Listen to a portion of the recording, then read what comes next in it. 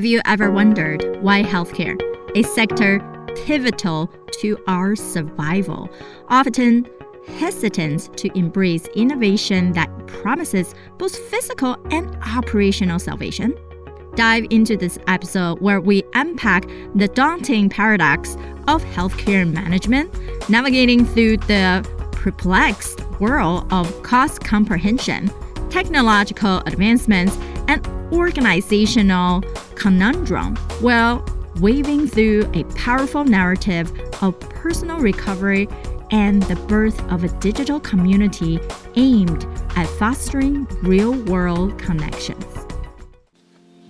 Healthcare entrepreneurs, are you ready to rewrite the rules for your business so you can have more time off, a great team, and more income while creating a positive social impact? Then you are in the right place. Welcome to The Provider's Edge. I'm your host, Sabrina Rumbach. I'm a provider, an international peak performance keynote speaker, and a best-selling author. Let's open the gateway to profitability for you today. My guests and I help healthcare entrepreneurs and startup founders like you break through barriers so you can control your business, control your life, and control your future.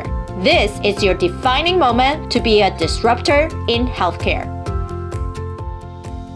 Welcome back to another episode. I'm your host, Sabrina Rumbach, and today we have yet another very exciting innovator here with us. As we all know, this is the space to celebrate the positive changes we are bringing to the healthcare space.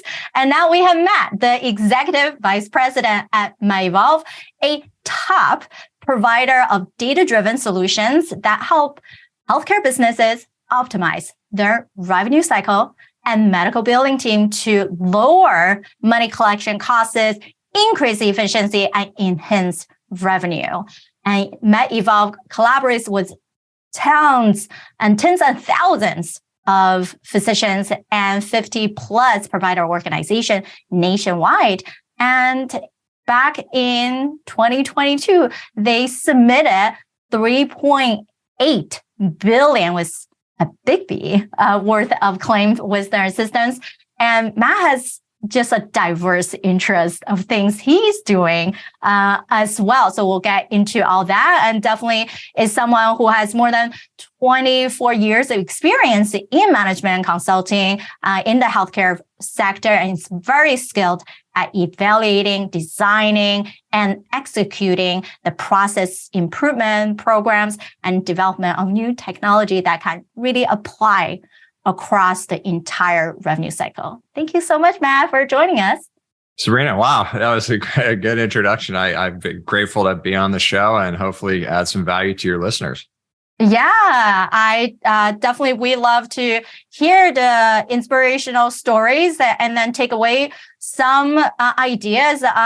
What are we doing that's great? And then perhaps take away some of the nuances that our speakers are bringing in, especially like yourself. So we always love to start by, no matter what, we all kind of have our own story of why we got into this crazy busy medicine space. So what was that initial passion? Or what was the spark that brought you into this field? It's so funny. I've had to answer that question a couple of times in the last week. And one was an interview one of our babysitters was doing for a college course. You know, how'd you get into your career? I literally fell into my career. I was a graduating senior walking on the library walk at my university, thinking to myself, I don't know what I'm going to do. Like, the sports are over, classes are over. What do I want to be when I grow up? I didn't know. And I came across a booth, which was a boutique healthcare revenue cycle consulting firm. A bunch of former Anderson guys started it in the 80s. Dale Stockamp was the founder. And it's interesting. I didn't know what I was getting into, but when I was talking with my dad, he said, hey, look, getting into consulting is not a bad thing. You know, you're going to get a couple years, you're going to travel, you're going to learn about process improvement, how to communicate, leadership skills, all that. And so I had to choose between Anderson Consulting or Arthur Anderson Consulting and Stockamp. Well, we all know what happened with Arthur Anderson. So I'm glad I went with the small boutique firm, which is interesting because it's really, I've carried the lessons Dale taught me back when I first started my career all the way through my career. And it was really around how you prioritize work for the revenue cycle FTEs, right? The administrative staff, and then how you measure their ability to get that work done. Right. And back then it was Access databases. It wasn't in the cloud, all those. And so I've actually designed 4 of these systems over the last 20 years. I designed one for PricewaterhouseCoopers when I was in their consulting division.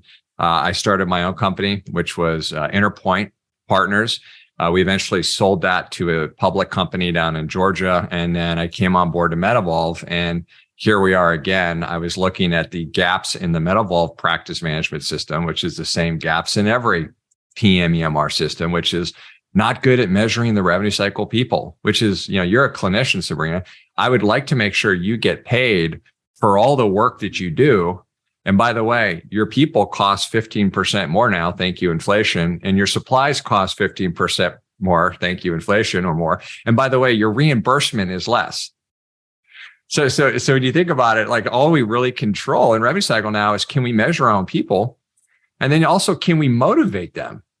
Look at look at our world now. Everyone, quiet quitting, acting your wage. Somebody said that to me the other day. Like, well, if you pay me $19 an hour, I'm only going to give you $19 an hour worth of work. I'm like, what does that mean? So we've lost this kind of passion for self-actualization. Like, could I, am I proud of the work I do? Do I tell my friends and family about what I do? Am I being recognized by my employer? Am I being rewarded beyond what you pay me per hour? High turnover rates, all these things. These healthcare providers, and I don't care which sector you're in, you could be an academic medical center or a single practitioner in a small rural community. It's the same problem. It's literally the same problem. Yeah, you definitely got a hit on the nail with that, because we all know a bunch of times when I talk about productivity and performance, they still go back to people first, right? Like, we can't just say, this is all the stuff we need to do, hire the people who has a skill, then magically just get it done. But if there's not really alignment about that person's skill set, their own passion and their own drive, then you can throw money at that. They're still not going to do the work. And so it's definitely, as you were saying, it's about measuring what we can control. Is the type of people that we have in the organization, how small or large it is. We're just going to feel the pain differently, right? The large organization, perhaps one person went on vacation and quit. You have a bunch of people can cover temporarily until you get that replacement, versus the smaller entity, you can't really afford that. That entire person's work now, if has to be distributed with your smaller team, they're going to feel a lot more weight. And with this projection of significant clinician loss and nursing loss, we just can't even fill them as quickly as they are building these schools, right? All these new grads can't even fill the back end. So it's love that you brought that up. Is how do we just kind of, for you, it's like fall into the lab, like, oh, let me just go for a consultant for a few years. And many people that I know from family and friends has gone to that round as well. And then some of them didn't even start as medicine, or they pivoted from being clinical role into the consultant role, or gone from those typical engineers, right? They loved hire engineers for consultants with how logical process thinking, right? Being able to build out the step by step. So I love that's your history for that. And how did you pivot into the work that you're doing now? I know you've been with the company, MetaVolve, since 2017, and it's a pretty big team, right? You guys having like 180 employees already. So how did that all come about to say, hey, I really love this mission. I love what they're doing. You really, truly want to stand behind it and then join the team? Yeah. So, really, I actually came on as a consultant for them in 2016 to just look at the revenue cycle and understand, because, half their business, half our business is still services. A lot of doctors, they just don't want to do the billing, the coding, the error management, the payment posting, right? And so they obviously it's more expensive now. People are more expensive and they're hard to recruit from, right? And everyone wants to work from home. So there's lots of reasons why people still want to outsource rev cycle. But what I noticed back then was there were already limitations in the practice management system. So I had made some recommendations, and said, here's some workarounds. It's not going to be the end all be all, but here's some workarounds. So I came on board full time in 2017 to run their sales at first. And that's, we were joking before we started the podcast. That's when I realized I didn't really have anything to sell that wasn't already a commodity. Right. You think about, the EMR craze. We didn't have an EMR. Everyone's in the cloud. We weren't in the cloud. And then everyone has an RCM company. And frankly, we're competing with offshore, which is charging fraction of the rates. So that's what happened was when our revenue cycle margin started to deteriorate rapidly is when the board asked me to come in and look again at rev cycle. And the first thing I realized was there was no workforce automation tech. There was no real-time analytics. Like, where are my problems, right? Not just the people problems, but the RCM processes, right? Is it denials on the front end? Is it bad AR management? Is it bad debt, patient liability, right? All those things. And so I built the fourth time, I built a workflow automation system, very similar to what I had at Interpoint. And then I did other things, that I actually, ironically, I'd wanted to do at Interpoint, but then we sold the company. And, once you sell your business, then somebody else takes your dream and does what they want with it. So it's been a blast. So our margin came back fast. We were able to reduce our head count by about 42% in the first 6 months after deploying this. And we continue to get leaner and leaner and leaner. And now what we're doing, Sabrina, is we're gamifying the revenue cycle experience. And so each individual person, whether you're a payment poster or a charge entry coder or an insurance AR representative, it doesn't matter, is that you compete against yourself. You're measured objectively through our software and you compete against yourself. Why is it important to say compete against yourself? Because I believe that humans have more in the tank than they're giving, not just professionally, but in their personal lives too. I want to lose weight. I want to get in shape. I want to learn a foreign language. My youngest son is like a big baseball player. He's like, Dad, I want to start hitting home runs. I said, well, you're 8 and you hit pretty well. You're going to need, how much time are you spending outside of practice working on your swing? Right? Oh, I spend about 30 minutes in the garage. What if you did 45 minutes? But try it, right? So what I'm getting back to is that we've seen this switch in our employees where they're realizing that they're going to be recognized and rewarded for doing a great job, right? And I'm not talking so much about productivity as I am about effectiveness of the work they do, right? Can I resolve this problem right now? Or am I going to just kind of touch it and then I'll see it again in 2 weeks, right? There's a different mentality. And we reward them. I mean, they're making their base rate of hourly rate and then they get a points and they can spend their points any way they want, including vacation days, merch, iPhone upgrades. They can take it in cash, right? So there's lots of ways in which we can incentivize folks to do it. And that's really been the big move that we've made. And now all these macroeconomic conditions that we've talked about that are crushing profit margins, right? The higher cost of delivering care, the less reimbursement we're getting from everybody, especially Medicare. Our margins are still under pressure. So what we're doing as a company on the R&D side is trying to figure out what's the next big thing to free up labor, right? Because labor is labor. You're not going to get the insurance companies to pay you more. Medicare is not going to feel bad for you and say, you know what, forget about this 7% reduction. I'm going to give you guys 10% more. Labor cost is still going to stay high, right? Nobody's going to go, but in 2 years from now, inflation comes down and they're like, well, Sabrina, thanks for the $19 an hour, but you can just pay me 17 again. And then supply chain companies, pretty sure they're not going to start. So it's like, it's doom and gloom. I had a provider tell me the other day, he's like, wow, you're really telling a catastrophic story. I said, because this is a catastrophe. Do you understand that if you have no margin, you have no mission? Right? You can't go support a community. How many hospitals are going out of business in the smaller communities? How many doctors are now having to sell out to private equity firms or to the hospital because they just can't make ends meet and lose their independence? Matt and I just delved into the realm of healthcare revenue cycle management and workforce optimization in the industry. Matt shared his serendipitous journey into the healthcare consultancy space, emphasizing the immense value in prioritizing and measuring work for revenue cycle administrative staff, tackling challenges like workforce automation, real-time analytics, and labor costs. Matt introduces us to the concept of gamifying the revenue cycle experience. a revolutionary approach toward enhancing effectiveness and incentivizing employees beyond merely productivity, ultimately fostering a more committed and content workforce. I then accentuated the critical point of aligning skill sets and passions within teams, underscoring the broader impacts in both small and larger scale healthcare entities.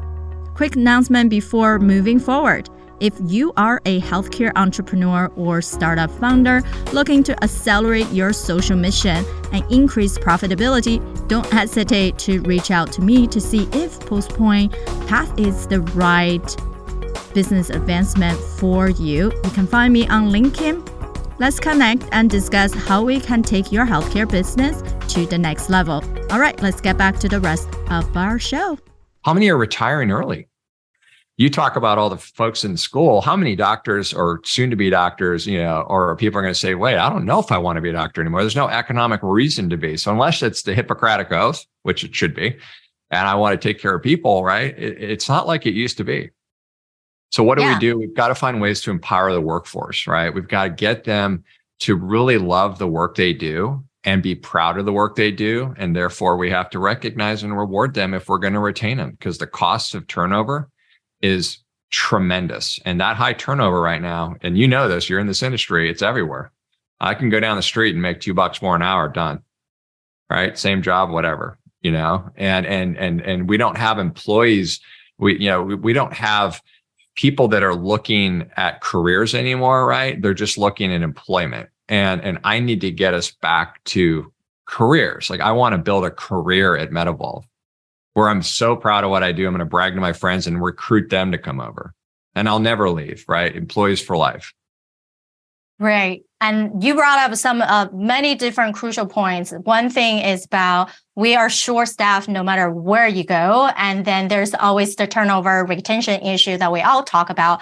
And what you guys have already been able to build is, we know by research, appreciation is number one factor driving by performance productivity. And the gamification thing was amazing, because we know behavior changes only based on some kind of accountability. And you're pretty much putting individual worker to hold themselves accountable, because all of us have that inner competition mode.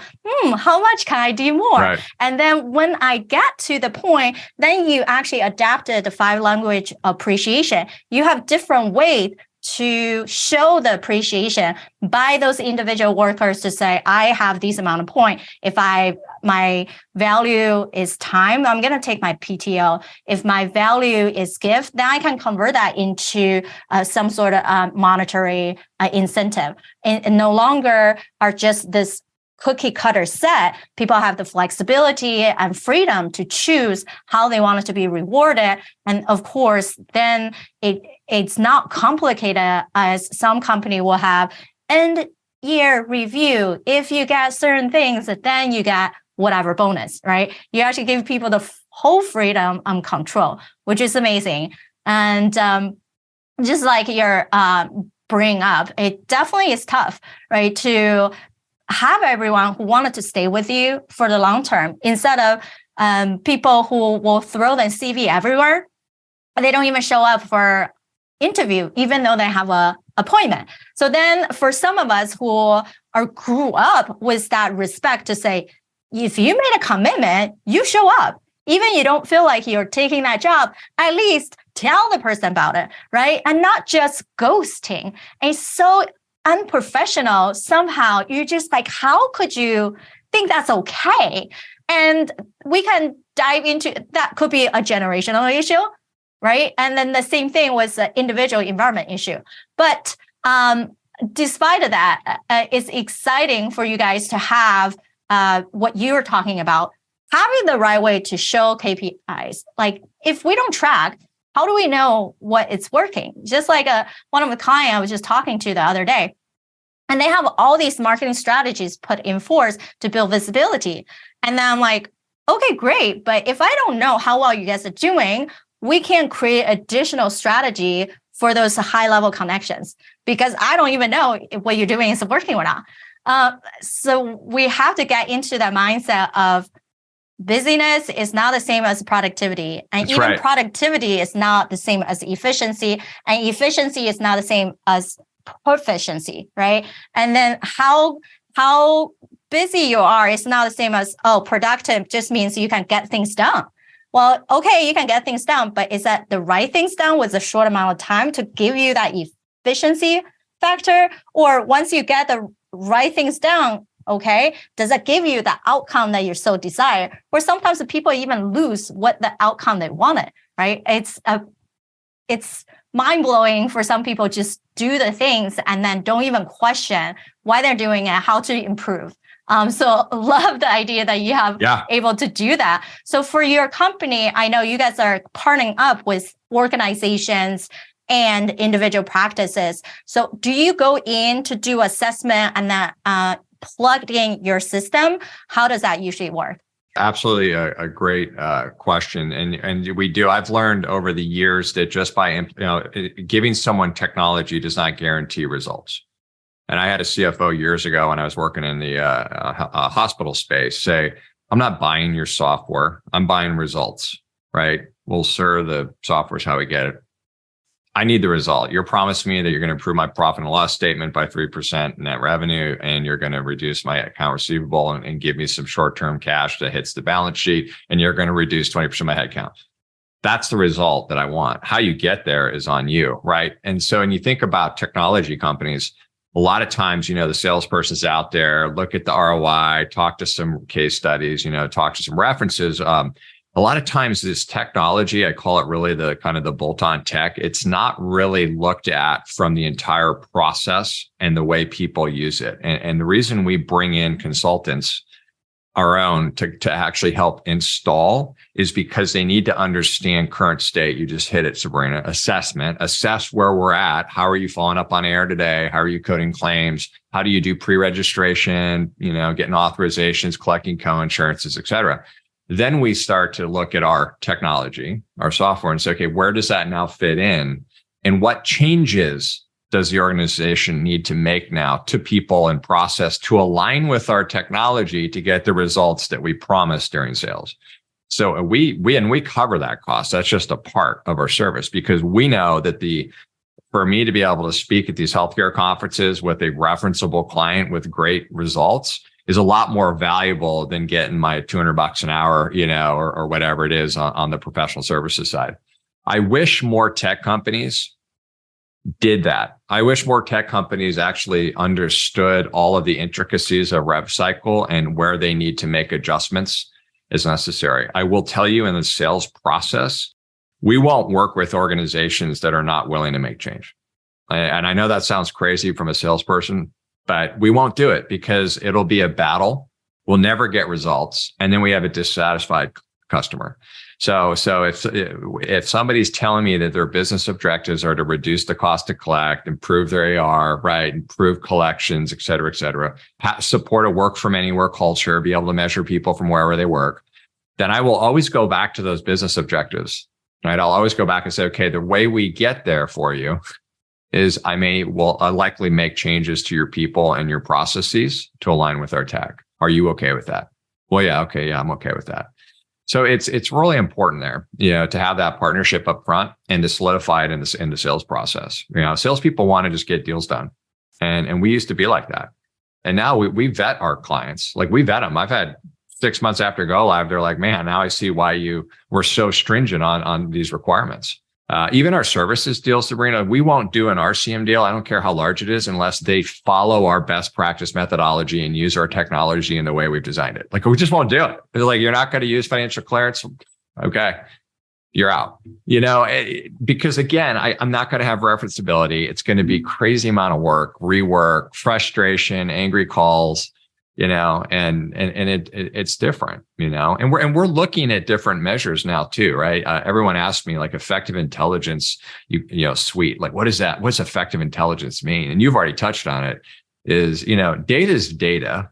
Data structured into a view can be meaningful if it's real time, but just because you have real time access to information doesn't mean these folks act on it. And by not acting on it is where you lose the effectiveness. So again, we bring intelligence to the fingertips of our clients, but you have to act on that intel, right? If you expect a result. And I'm always amazed by that. Is it still in revenue cycle? We get into these battles where somebody just doesn't want to make changes. And it's like the data is right there. I mean, you're literally losing $50,000 a month because you're overstaffed, but you don't want to act on that. Crazy, right? I mean, you just pointed out so effectively in a sense of information is not power until we do something with it. So we often get into the mode of being a great learner and just dump more things into our plate and feel like, eventually somehow this information gonna give us something. But just because you're collecting data, if you're not analyzing the data in the way that's supporting you and then actually understand what the result tells you to do modification, then what's the point of spending all this time even collect the data? And also, what's the point of having these extra staff member if you don't understand their own innate genius to help in subset of what you need them to do? And it's okay to move people into different roles. They might be even happier about it. And not just, we always been doing that, right? That's probably the most frequent default answer is like, well, we've been doing that for years, right? We've been doing that for da-da-da. And the right way for all of us to think about is what you mentioned. We have to vet our clients, our patients, and people who we work with, because just because you need a body, just because they are willing to work with you, it doesn't mean it will guarantee the result. So if, just like you guys, right, all of us who truly believe the change we can bring, then we needed to make sure the connection is very much the right people to get started with. I think many people go in the wrong way, right? They start right after just like, let me speak to everyone, anything that was trying to stick, instead of the right connection that will bring you such a strong group where that means your impact is so much higher and you become more profitable that way. I know definitely growing a business, right? It doesn't matter where you go in, there's going to be challenges and then there's going to be wins. So what are some things that you wish people can say, hey, these are the lessons I truly learned. I hope no one else will go down that rabbit hole. Yeah. I don't normally say this, but I'll say it as I wrote a quote up on my whiteboard in 2008. I'd started my company. I left Deloitte & Touche in 2006 at the end of the year, and I started Interpoint. I was a 29-year-old aspirational consultant who was tired of doing pivot tables and, I wanted to bring workflow automation and all those things to the market. And I remember, then the recession hit. We all remember that. And everything fried up. I didn't have capital. I had no investors, right? So I was having to get scrappy with how to just keep the business going. And I remember writing on the board, how do you sell a sophisticated concept or technology to an unsophisticated industry and an unsophisticated buyer? Now, I don't mean, when I say unsophisticated, I'm not being demeaning. I don't mean dumb, right? These are smart folks that run health systems, right? And doctors obviously are very smart, they went to med school, but it still amazes me at how you can show a return on investment and a simple pathway to get it. And yet people still somehow fall back into costs, like price, what's it cost? How do you compare? Matt and I just explored the intricacy of workforce empowerment and retention, especially in the medical industry. Matt emphasized the critical need for recognizing and rewarding staff to nurture a culture of career building rather than mere employment, citing the impact of gamification and flexibility in reward systems. I then highlight the indisposable role of actionable data, cautioning that information isn't power until something is done with it. We underscore the principle that business efficiency isn't synonymous with productivity and probed into leveraging technology, ensuring it delivers promised results by adapting to organizational processes and people. Our dialogue further delved into the importance of client and staff vetting, safeguarding aligned objectives, and ensuring result impact. Don't miss an episode. Subscribe to our podcast today on your favorite podcast platform to get the latest insight. Together, let's rewrite the rules for your business and create a positive social impact in the healthcare industry. All right, let's continue on our episode.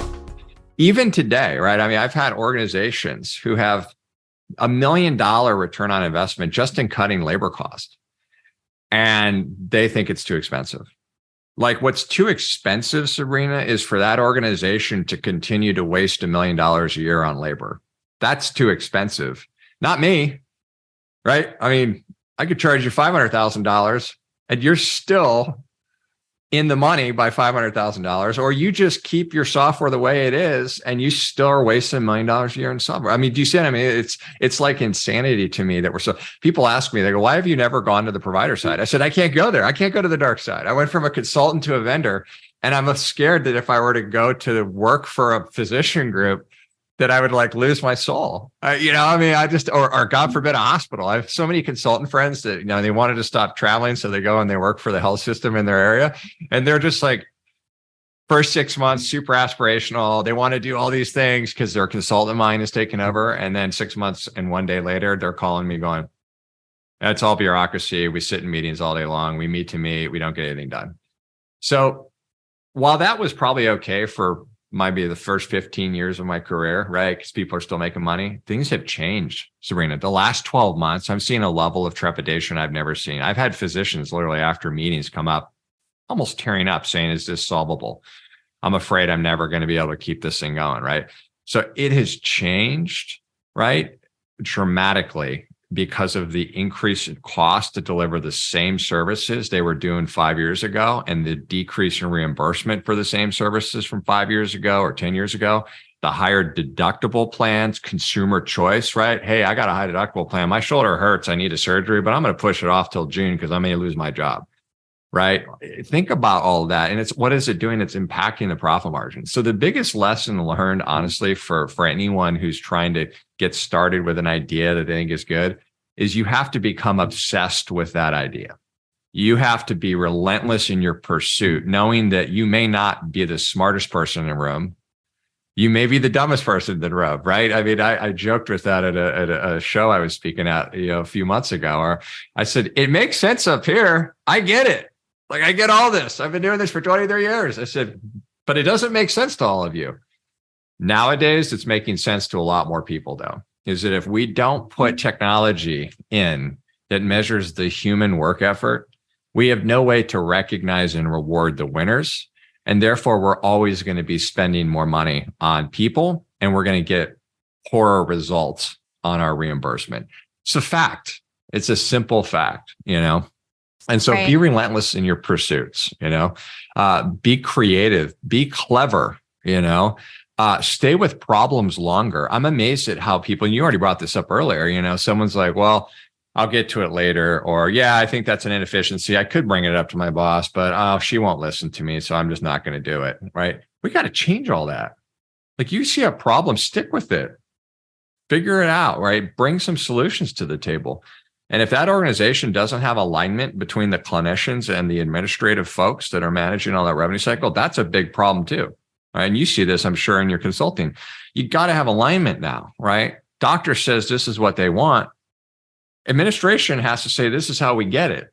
And guess what? Everybody has to give something to do it. It can't be one-sided. So alignment is very, very important with the people, process, and technology you acquire. And it's very important with the clinicians and the ops teams to make sure that it doesn't matter if you're a hospital or you're a 10-doc orthopedic group, right? You've got to have that alignment. Exactly. I was just talking about that at one of the executive leadership conference I went last week at DC. The key point I brought up is 3, right? We have to up-level ourselves as the head leader to create the change. And then we need to up-level our team. That means who is it? How do we internally motivate? How are they creating the right relationship with everybody else? You have to have the trust factor with their own immediate manager to even be able to open up this conversation. So how are we as a leader to be able to open the door and willing to give our thought and time for their ideas, right? Because you're not going to be in the trenches every day. Other people can spot out the gaps a lot more better. So allow them to have that freedom. And then the last thing is you have to up-level the patient at the same time, leveraging technology both on the staffing side and the patient side. Because technology is moving so fast. And if we're not able to keep up, then yes, we're going to fall behind. And the environment in itself, Matt, you mentioned it in the beginning, right? Like we have these high costs, more inflation, and less reimbursement. So how do we offset that and not feeling like, well, that this is what I'm comfortable in, and therefore I'm going to stay with my comfort. But if you stay in the bubble of comfort, you never go outside that growth zone. So then you're going to be restricting yourself and your company, your organization for the environment we set out. So I know as we wrap up, there's a lot of things that you do even outside of just My Evolve. So share us a little bit more about your work with addiction and what's the next thing? Yeah, absolutely. Yeah. So on the side, a passion project I started more than 5 years ago. I've been in recovery now for more than 5 years. And as the entrepreneurial brain, right? It's the old 29-year-old saying, I don't like doing it this way. Can I go create something to make it easier and more efficient? It was the same thing when I came out of treatment, and I realized there was no way to connect with people in my community who I could relate to beyond, alcohol, right? I mean, I could go to meetings and I could meet other people with alcohol problems, but I may not relate to any of them, right? They may be folks who have different careers, different passions, different traumas from their past life, different medical conditions. And so I started thinking to myself, like, I can go onto a cars.com and I can type in all these attributes of a car, and then you're going to give me like the ideal match. I'm like, where's the like, where do I go find other business executives who like to surf, who have children, who are coaches, right? But had an alcohol problem, right? I mean, where are those people? They're in your zip code, right? But how do we find them? And so that's how I created this platform, this company called My Lifelink, and it's a free app. It's on Apple and Google Play. Download it. It's a great community. It's global. So I've got folks now, thousands of people all over the world that are using it. And really the premise is to track the things that we do every day to stay healthy and in recovery. More importantly, track the things we do every day to be selfless, right? How am I, like, for example, I'm going to log as soon as I get off here that I made a new friend, Sabrina. Right. I'm going to log that I just shared my story. Right. And what that does is it recommits to me what I'm doing. It also shows the community what I'm doing to stay in recovery. And so, and then tracking emotions. Right. I think we as humans forget that behavioral addiction and physical addiction is driven by emotional addiction. Right. So like I grew up anxious. I can create anxiety for you, Sabrina, right this minute. I can go think about something that hasn't happened and get anxious. I can do it. It's great. It's not great. So I have to sit there or worry about what happened yesterday. It's gone. Yesterday's gone. So I have to bring myself back to present moment all the time and say, no, right now I'm actually having a conversation with Sabrina. That's what I'm doing. I have to be here, be focused, be present. But when I do have those emotional thoughts, how do I log that? Right. And then how does the community support me around it? And so it's all about community and virtual connection. It was really helpful with COVID. Like we run lots of meetings that really jump-started the virtual meetings because nobody could go meet in person anymore. And it's a crazy world. When I speak, I'm very public with my story. I'm on the news a lot here in San Diego and then elsewhere. I realized that trying to get in sober is extremely challenging. I mean, the relapse rate in the first year is 95%. Think about that. 100 people tell you they want to get sober from, say, alcohol or, an eating disorder or whatever it is, right? And only 5 get past a year. And part of that is the lack of connection with people they can relate to, right? It's not a one size fits all, right? If there's a woman that had a lot of trauma in her past, which has driven her to this, and this. Guess what? There's another woman out there with the same background who's figured out a way to stay sober. How do I connect those two people? And so that's really what it's all about. I make the joke, if I could ever get out of revenue cycle, then I want to spend my entire remainder of my life working in this world, because with our children now and immediate gratification, and you just mentioned rapid acceleration of technology, AI, all of these things are going to drive children to young adult to adults to disconnect from reality, disconnect from present moment. You see it already, right? I mean, people are just walking around like on their phones, looking down, everybody, right? It is absolutely going to become a pandemic that we don't even know what the repercussions are. And so if we can get started now in establishing community at that age, that, hey, there's actually a better life out there if you could just be in it. Be in the life. Don't be in a virtual life. Don't be in how many likes do I have on your video, or how many views, or how many, right? I mean, right. Let's get back to present moment. And so it's been fun. Like I said, it's free for the world. I don't charge anything for it. We have lots of training videos, workouts, meditation. We bring a lot of news and content through there too for folks. It's got chat, it's got video chat, it's got groups. So there's a lot of folks that set up private groups. And it's great to kind of see it just organically grow. Perfect. For everyone, definitely, we know both from the patient side and colleagues, burnout, late stage is addiction, suicide, ideation. So definitely understanding how even people who are surrounded by everybody, they can still feel alone because they experience then their processing and then the disconnect they have even in person. Nevertheless, the generational differences and the technology have driven us to be all socially connected, but actually less personally, humanly connected. So check out the app. And if you're an organization or a practice owner who really needed to understand your number better, and then how do you really create that better revenue cycle, check out Matt Evolve. And we're so grateful, Matt, that you have joined us today.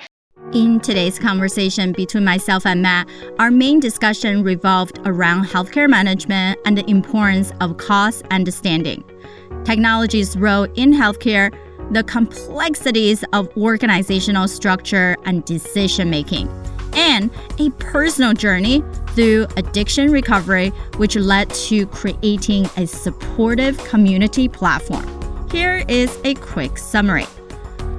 Section 1, healthcare management and cost issues. There are 3 major points. Number 1, an observation was made about organizations being reluctant to adapt solutions even when it presents a clear return on investment. For example, a solution could cut $1 million labor cost, but is perceived as too expensive, quote unquote. There's an underlying point about how the concept of cost and affordability might be somewhat skewed or not fully understood within some healthcare organizations. Number 2, organizations sometimes hesitant to change their software or system despite potentially saving money in a long run, perhaps due to a fear of initial costs or resistance to organizational change. Number 3, there is a described tension and emotional strain among physicians and healthcare providers due to increased costs and decreased reimbursement rates. The decrease in reimbursement for services, increased costs to deliver the same services, and considerations like high deductible plans were highlighted as challenges. The second section talked about technological adoption in healthcare. There are 2 major points. Number 1, there is notable resistance and bureaucratic inertia in healthcare system. Consultants and those trying to innovate from within often encounter a kind of status or pushback after an initial period of aspirational goals and enthusiasm. Number 2, the necessity of technology that measures human work effort and by extension, the ability to recognize and reward top performers were emphasized.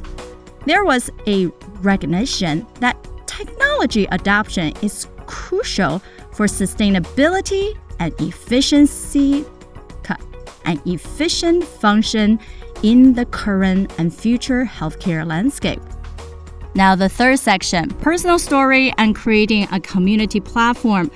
First is a personal journey that Matt gone through addiction recovery has resulted in creating what's called My Life Link, an app designed to facilitate connections among individuals in recovery. The platform allows them to find and interact with others who have similar experiences, trajectories, or backgrounds, serving as a community support tool. Number 2, there was pronounced emphasis on moving away from technology-mediated interaction in personal life, moving towards real, present, and tangible interpersonal relationships. This also serves as a critical of how technology can sometimes mediate our lives to an unhealthy extent. Third point is stress was laid on recognizing and understanding emotional and behavioral health, and how virtual communities can be leveraged to foster supportive environments, particularly in extents like recovery from addiction. The fourth section leads us to leadership and team management in healthcare. First point being alignment between clinicians and administrative professionals in healthcare settings was pointed out as being crucial to decision-making, operational efficacy. Number 2, strategies regarding internal motivation, relationship building, trust factors, and opening conversational doors with team members were considered essential. Engaging team members and respecting their thoughts, particularly those who are in, quote-unquote, the trenches, was underscored as vital.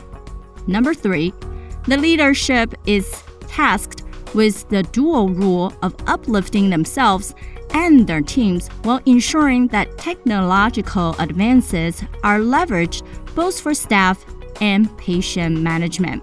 Final thoughts. A forward-looking perspective was adopted regarding how current generations can navigate and mitigate the future challenges posed by technological advancements, particularly in maintaining genuine human connections. Thank you for listening. Remember, the positive change we're seeking starts right here with me and you. If you are a fan of the show, or if you are just having struggles or success that you're either experienced in the past or are experiencing now in the healthcare industry, these matter to all of us. I want to hear from you. Visit sabrinarumback.com/connect and send me a direct message. Talk soon.